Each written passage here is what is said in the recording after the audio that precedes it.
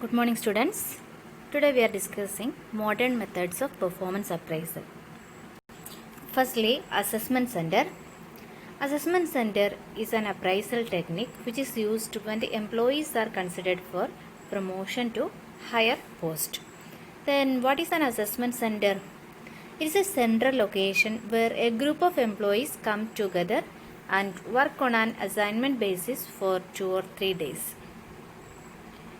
And individuals from different departments are brought together to spend 2 or more days working on individual and group assignments similar to the one they would be handling if they are promoted.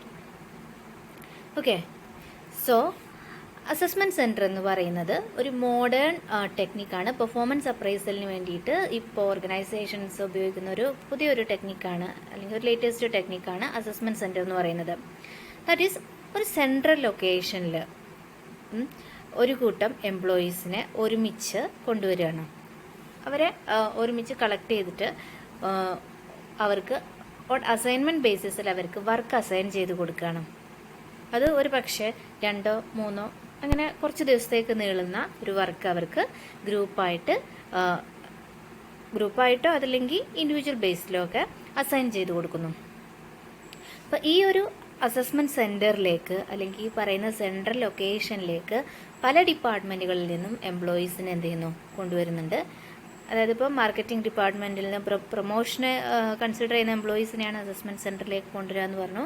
ചിലപ്പം financial ഡിപ്പാർട്ട്മെൻറ്റിൽ നിന്ന്, അതല്ലെങ്കിൽ marketing ഡിപ്പാർട്ട്മെൻറ്റിൽ നിന്ന്, അതുമല്ലെങ്കിൽ sales ഡിപ്പാർട്ട്മെൻറ്റിൽ നിന്ന്, purchase ഡിപ്പാർട്ട്മെൻറ്റിൽ നിന്ന്. ഒരു കമ്പനി എത്രത്തോളം ഡിപ്പാർട്ട്മെൻറ്റ്സ് അവർ അതിൻ്റെ അണ്ടറിലുണ്ടോ ഈ വിവിധ ഡിപ്പാർട്ട്മെൻറ്റുകളിൽ നിന്ന് എംപ്ലോയീസിനെ എന്ത് ചെയ്യുന്നു കളക്റ്റീവ്ലി അവർ ഒരുമിച്ച് കൊണ്ടുവന്നിട്ട് ഈ ഒരു സെൻട്രൽ ലൊക്കേഷനിൽ ഇടുകയാണ് ചെയ്യുന്നത്. എന്നിട്ട് അവർക്ക് എന്ത് ചെയ്യുന്നു ഇൻഡിവിജ്വൽ ബേസിൽ അവർക്ക് പെർഫോം ചെയ്യാവുന്നതോ അതല്ലെങ്കിൽ ഗ്രൂപ്പ് ബേസിൽ ചെയ്യാവുന്നതോ ആയിട്ടുള്ള അസൈൻമെൻറ്റ്സ് പ്രൊവൈഡ് ചെയ്യണം. അപ്പോൾ ഈ അസൈൻമെൻറ്റ്സിൻ്റെ ഒരു കൊടുക്കുന്ന വർക്കിൻ്റെ ഒരു പ്രത്യേകത എന്ന് പറയുന്നത് ഇവർ ഒരു ഹയർ പോസ്റ്റിലേക്ക് അവരെ പ്രൊമോട്ട് ചെയ്യപ്പെടുകയാണെങ്കിൽ അവർ പെർഫോം ചെയ്യേണ്ടുന്ന നേച്ചറിലുള്ള വർക്കാണ് സാധാരണ ഈ അസസ്മെൻറ്റ് സെൻറ്ററിൽ അവർക്ക് അസൈൻ ചെയ്ത് കൊടുക്കുക. അപ്പോൾ തീർച്ചയായിട്ടും ഇങ്ങനെ ഒരു സെൻട്രൽ ലൊക്കേഷനിൽ മീൻസ് പ്രൊമോഷന് പരിഗണിക്കപ്പെടുന്ന ആളുകളെ മാത്രം വിളിച്ച് ചേർത്തുകൊണ്ട് അവർക്ക് വർക്ക് കൊടുക്കുമ്പോൾ നമുക്ക് അവരെ മാത്രം ഒബ്സർവ് ചെയ്യാനായിട്ട് സാധിക്കും. അവർ ഈ ഒരു വർക്ക് നമ്മൾ എക്സ്പെക്റ്റ് ചെയ്യുന്ന രീതിയിൽ അവർ പെർഫോം ചെയ്യുന്നുണ്ടോ അങ്ങനെയുള്ള കാര്യങ്ങളൊക്കെ ഒബ്സർവ് ചെയ്യാനായിട്ട് പറ്റും. ഓക്കെ, അതാണ് assessment centre. After recording the observations of employees behaviour the evaluators meet to discuss the observation and prepare a summary report. അപ്പോൾ ഈ ഒരു അസസ്മെൻറ്റ് സെൻറ്ററിൽ ഓരോ എംപ്ലോയീസും പെർഫോം ചെയ്യുന്ന വർക്കിനെ ഒബ്സർവ് ചെയ്യാൻ അല്ലെങ്കിൽ അവരുടെ ബിഹേവിയർ കൃത്യമായിട്ട് ഒബ്സർവ് ചെയ്തിട്ട് അത് റെക്കോർഡ് ചെയ്ത് വെക്കാനൊക്കെ ഇവാലുവേറ്റേഴ്സ് ഉണ്ടായിരിക്കും. ആൻഡ് ഫൈനലി ഈ പറയുന്ന അസസ്മെൻറ്റ് സെൻറ്ററിൽ ഇപ്പോൾ 3 days or 4 days എത്രയാണോ അവരുടെ ആ ഒരു അസൈൻമെൻറ്റ്സ് അല്ലെങ്കിൽ കൊടുത്തിരിക്കുന്ന അസൈൻമെൻറ്റ്സ് പൂർത്തിയാവുന്നതോടുകൂടി എന്ത് ചെയ്യുന്നു ഫൈനലി ഇവരുടെ ഒബ്സർവേഷൻ എല്ലാം കഴിഞ്ഞു. ഇനിയുള്ളത് ഫൈനൽ ഇവാലുവേഷനാണ്. അപ്പോൾ ഇവിടെ ഒരു ഇവാലുവേറ്റർ അല്ല, ഒരു കൂട്ടം ഇവാലുവേറ്റേഴ്സ് ഉണ്ടാവും. അവർ ഒരുമിച്ച് ചേർന്ന് എന്ത് ചെയ്യുന്നു ഈ ഒബ്സർവേഷൻസ് എല്ലാം ഡിസ്കസ് ചെയ്യുന്നു. ഇതിൻ്റെ അടിസ്ഥാനത്തിൽ ജോയിൻ്റ്ലി അവരൊരു സമ്മറി റിപ്പോർട്ട് പ്രിപ്പയർ ചെയ്യുന്നു. ഓക്കെ, ഈ പറയപ്പെടുന്ന സമ്മറി റിപ്പോർട്ടിൻ്റെ ബേസിലായിരിക്കും എംപ്ലോയീസിനെ ഹയർ പോസ്റ്റിലേക്കൊക്കെ പരിഗണിക്കപ്പെടുന്നത്. That is assessment centre. Clear? Next type അടുത്ത മെത്തേഡ് എന്ന് പറയുന്നത് സൈക്കോളജിക്കൽ അപ്രൈസലാണ്. That is this type of assessment or performance appraisal is possible only in large organisation. That is it is affordable only to the large organization. In this method, they employ industrial psychologists for evaluating the employees. And this industrial psychologist evaluate or assess individuals' future potential by conducting in-depth interviews, various psychological tests, discussion with supervisors, etc. Okay. അപ്പോൾ വലിയ organisations സാധാരണയായിട്ട് ചെയ്യുന്ന ഒരു appraisal മെത്തേഡാണ് ഈ psychological appraisal എന്ന് പറയുന്നത്. അപ്പോൾ അവർ ഈ ഒരു കമ്പനിയിൽ എന്ത് ചെയ്യുന്നു ഒരു ഇൻഡസ്ട്രിയൽ സൈക്കോളജിസ്റ്റിനെ അപ്പോയിൻ്റ് ചെയ്യുന്നു. ഈ ഇൻഡസ്ട്രിയൽ സൈക്കോളജിസ്റ്റ് കൃത്യമായിട്ട് എംപ്ലോയീസിനെ ഇൻഡിവിജ്വൽ ബേസിൽ അവരെ അസസ് ചെയ്യുന്നു. ദാറ്റ് ഈസ് അവരുടെ ഫ്യൂച്ചർ പൊട്ടൻഷ്യൽ. അങ്ങനെയാണ് അവരുടെ പൊട്ടൻഷ്യൽ അറിയാൻ പറ്റുക. അത് വളരെ എന്താ പറയുക, ഇൻഡെപ്ത് ആയിട്ടുള്ള ഇൻ്റർവ്യൂസിലൂടെയോ അതല്ലെങ്കിൽ എന്തെങ്കിലും സൈക്കോളജിക്കൽ ടെസ്റ്റ് കണ്ടക്ട് ചെയ്തിട്ടോ, ഇനി അതുമല്ലെങ്കിൽ എംപ്ലോയീസിൻ്റെ സൂപ്പർവൈസേഴ്സുമായിട്ട് ഡിസ്കസ് ചെയ്തിട്ടോ ഒക്കെ എന്ത് ചെയ്യുന്നു, ഓരോ എംപ്ലോയിയുടെയും പൊട്ടൻഷ്യാലിറ്റി, ഫ്യൂച്ചർ പൊട്ടൻഷ്യൽ എത്രത്തോളം അവരെ നമുക്ക് ഡെവലപ്പ് ചെയ്തെടുക്കാൻ പറ്റും, ഇങ്ങനെയുള്ള കാര്യങ്ങളൊക്കെ എന്ത് ചെയ്യുന്നു ഈ ഇൻഡസ്ട്രിയൽ സൈക്കോളജിസ്റ്റ് അസസ് ചെയ്യുന്നു. And after the assessment psychologist എന്ത് ചെയ്യുന്നു, ഒരു ഇവാലുവേഷൻ റിപ്പോർട്ട് പ്രിപ്പയർ ചെയ്യുന്നു. ഈ ഇവാലുവേഷൻ റിപ്പോർട്ടിൽ എംപ്ലോയീസിൻ്റെ intellectual, emotional, motivational and other work related characteristics എല്ലാം തന്നെ അതിൽ സ്പെസിഫൈ ചെയ്തിട്ടുണ്ടായിരിക്കും.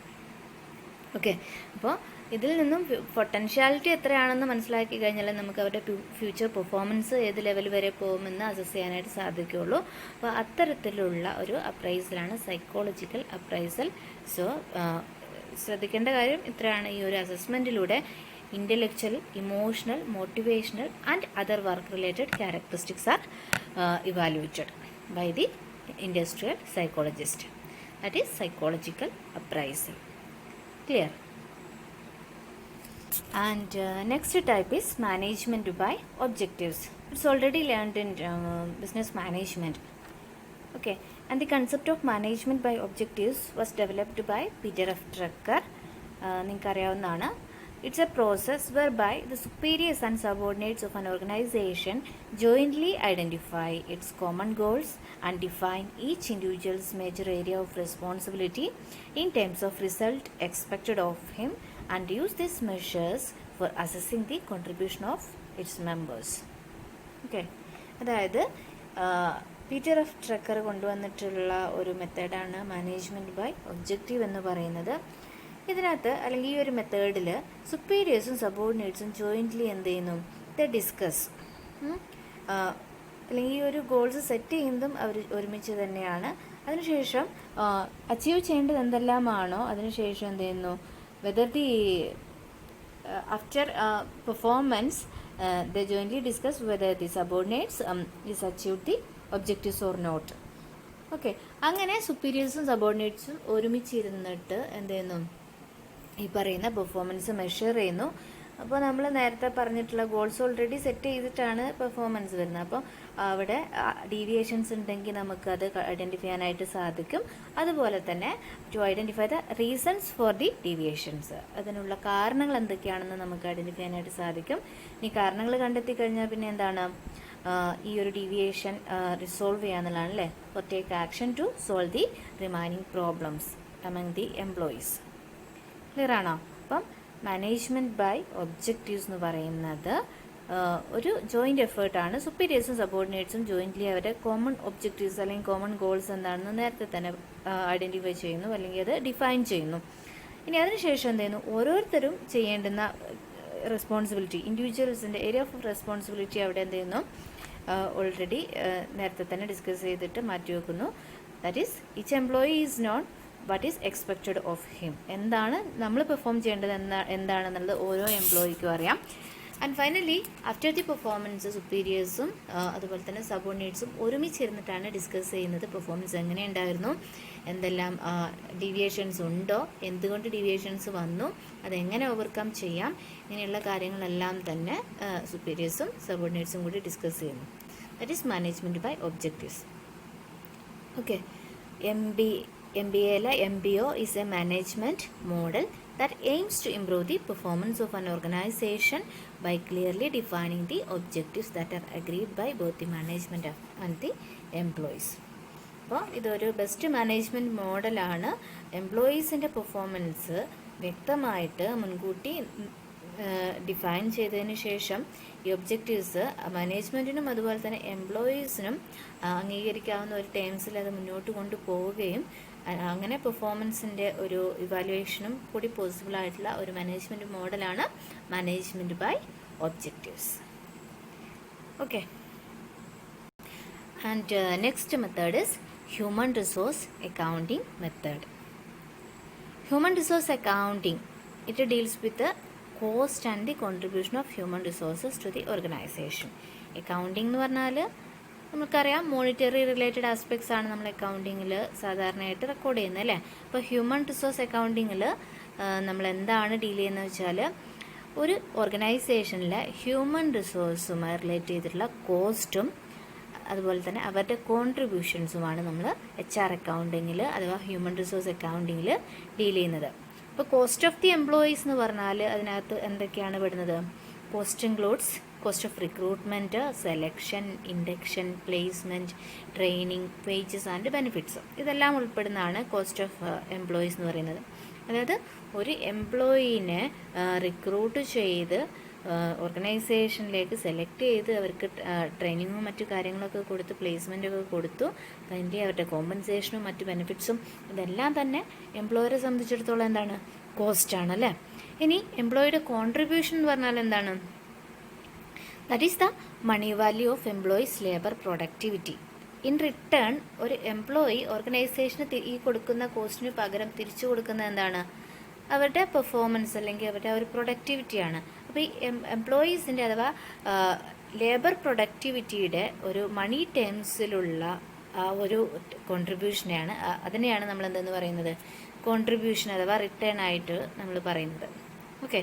അപ്പോൾ ഈ ഒരു കോസ്റ്റും എംപ്ലോയിക്ക് വേണ്ടി ചിലവായിട്ടുള്ള എക്സ്പെൻസും തിരിച്ച് എംപ്ലോയിയുടെ അടുത്ത് നിന്ന് കിട്ടുന്ന ലേബർ പ്രൊഡക്ടിവിറ്റിയും തമ്മിലുള്ള അല്ലെങ്കിൽ അതിനെ റെക്കോർഡ് ചെയ്യുന്ന ഒരു മെത്തേഡാണ് human resource accounting method. That is in terms of money. Accounting എന്ന് പറയുമ്പോൾ കോസ്റ്റിന് നമുക്ക് കൃത്യമായിട്ടുള്ള കണക്കുണ്ടായിരിക്കും. ഇനി കോൺട്രിബ്യൂഷൻ എങ്ങനെയാണെന്ന് മെഷർ ചെയ്യുന്നത് വെച്ചാൽ money value of employees labour productivity. Labour പ്രൊഡക്ടിവിറ്റീനെ നമ്മൾ എന്ത് ചെയ്യും? അതിനെ ഒരു മണി വാല്യൂയിലേക്ക് കൺവേർട്ട് ചെയ്തിട്ട് കോൺട്രിബ്യൂഷന് നമ്മളൊരു വാല്യൂ കൊടുക്കും. അപ്പോഴാണ് നമുക്കത് റെക്കോർഡ് ചെയ്യാനായിട്ട് സാധിക്കത്തുള്ളൂ. ഇനി ഇതിൻ്റെ രണ്ടിൻ്റെയും ഡിഫറൻസ്, അതായത് കോസ്റ്റും കോൺട്രിബ്യൂഷനും തമ്മിലുള്ള ഡിഫറൻസ് ആണ് ഈ എംപ്ലോയിയുടെ പെർഫോമൻസ് എങ്ങനെയാണെന്ന് വിലയിരുത്തുന്നത്. എന്ന് വെച്ചാൽ കോൺട്രിബ്യൂഷൻ ഒരു എംപ്ലോയിയെ നമ്മൾ ഓർഗനൈസേഷനിൽ പ്ലേസ് ചെയ്തിട്ട് ഇപ്പം മെയിൻറ്റെയിൻ ചെയ്ത് കൊണ്ടുപോകാൻ വേണ്ടി വരുന്ന കോസ്റ്റും തിരിച്ച് അവരുടെ പ്രൊഡക്ടിവിറ്റിയും തമ്മിൽ കമ്പയർ ചെയ്യുമ്പം ദാറ്റ് ഈസ് പ്രൊഡക്ടിവിറ്റി അഥവാ കോൺട്രിബ്യൂഷൻ കോസ്റ്റിനേക്കാളും കൂടുതലാണെങ്കിൽ നമുക്ക് എന്ത് പറയാം? അതൊരു പോസിറ്റീവായിട്ടുള്ള ഒരു പെർഫോമൻസ് ആണെന്ന് നമുക്ക് പറയാം. അങ്ങനെയല്ലേ? അതുപോലെ തന്നെ എംപ്ലോയിയുടെ പെർഫോമൻസും അതുപോലെ തന്നെ മീൻസ് എംപ്ലോയിയുടെ ലേബർ പ്രൊഡക്ടിവിറ്റിയും അവർക്ക് വേണ്ടി ഇൻകർ ചെയ്തിട്ടുള്ള കോസ്റ്റും കമ്പയർ ചെയ്യുമ്പോൾ കോസ്റ്റ് കൂടുതലും ലേബർ കോസ്റ്റ് കൂടുതലും അവരുടെ പ്രൊഡക്ടിവിറ്റി കുറവുമാണെങ്കിൽ പെർഫോമൻസിനെ നമുക്ക് എങ്ങനെ പറയാം? നെഗറ്റീവ് എന്ന് പറയാം. ഓക്കെ. അപ്പോൾ പെർഫോമൻസ് പോസിറ്റീവ് ആവുന്ന എപ്പോഴാണ്? കോൺട്രിബ്യൂഷൻ കോസ്റ്റിനേക്കാളും കൂടുതലാവുമ്പോൾ പെർഫോമൻസ് കൂടുതലും, അതുപോലെ തന്നെ കോസ്റ്റ് കോൺട്രിബ്യൂഷനേക്കാളും കൂടുതലാവുമ്പോൾ പെർഫോമൻസ് നെഗറ്റീവുമായിട്ട് വരും. മനസ്സിലാവുന്നുണ്ടോ? അപ്പോൾ ഈ ഒരു സെൻസിൽ നമുക്ക് പറയാൻ പറ്റും ഹ്യൂമൻ റിസോഴ്സ് അക്കൗണ്ടിങ് എന്ന് പറയുന്നത് it is actually A cost benefit analysis. Okay. നമുക്ക് എന്ത് ഇൻകർ ചെയ്തു അല്ലെങ്കിൽ ഈ ഒരു ലേബർ കോസ്റ്റ് എത്രത്തോളം വന്നു, അതിൽ നിന്ന് അല്ലെങ്കിൽ ഈ എംപ്ലോയീസിൽ നിന്ന് തിരിച്ച് ഓർഗനൈസേഷന് എന്ത് ബെനിഫിറ്റ് നമുക്ക് കിട്ടുന്നുണ്ട്. അപ്പോൾ അങ്ങനെ ഒരു കോസ്റ്റ് ബെനിഫിറ്റ് അനാലിസിസ് ആണ് ഹ്യൂമൻ റിസോഴ്സ് അക്കൗണ്ടിങ് എന്ന് പറയുന്നത്. മനസ്സിലാവുന്നുണ്ടോ? And the output derived from the performance of an employee should cover up the cost that are being associated with the procurement and maintenance of an employee. എന്ന് വെച്ചാൽ ഒരു ഓർഗനൈസേഷനിൽ നമുക്ക് എംപ്ലോയീനെ procure ചെയ്യാനും അതുപോലെ തന്നെ മെയിൻറ്റെയിൻ ചെയ്യാനും മെയിൻ്റനൻസ് ഇങ്ങനെയുള്ള ആവശ്യങ്ങൾക്ക് വേണ്ടി വന്നിട്ടുള്ള ലേബർ കോസ്റ്റിനെ നമുക്ക് അതിനെ റിക്കവർ ചെയ്യുന്ന രീതിയിൽ അല്ലെങ്കിൽ അതിൽ കൂടുതലായിരിക്കണം തിരിച്ച് എംപ്ലോയീസിൻ്റെ അടുത്ത് നിന്ന് ഓർഗനൈസേഷന് കിട്ടേണ്ടുന്ന ഔട്ട്പുട്ട് എന്ന് പറഞ്ഞാൽ പെർഫോമൻസ് എന്ന് പറയുന്നത് എംപ്ലോയീസിൻ്റെ പെർഫോമൻസ് അഥവാ പ്രൊഡക്ടിവിറ്റി ലേബർ പ്രൊഡക്ടിവിറ്റി എന്ന് പറയുന്നത് അവർക്ക് വേണ്ടി ഇൻകർ ചെയ്തിട്ടുള്ള കോസ്റ്റിനേക്കാളും കൂടുതലായിരിക്കണം. അപ്പോൾ മാത്രമേ നമുക്ക് പെർഫോമൻസ് പോസിറ്റീവാണെന്ന് പറയാൻ പറ്റുള്ളൂ. So human resource accounting method എന്ന് പറയുന്നത് it is actually A cost benefit analysis. Okay.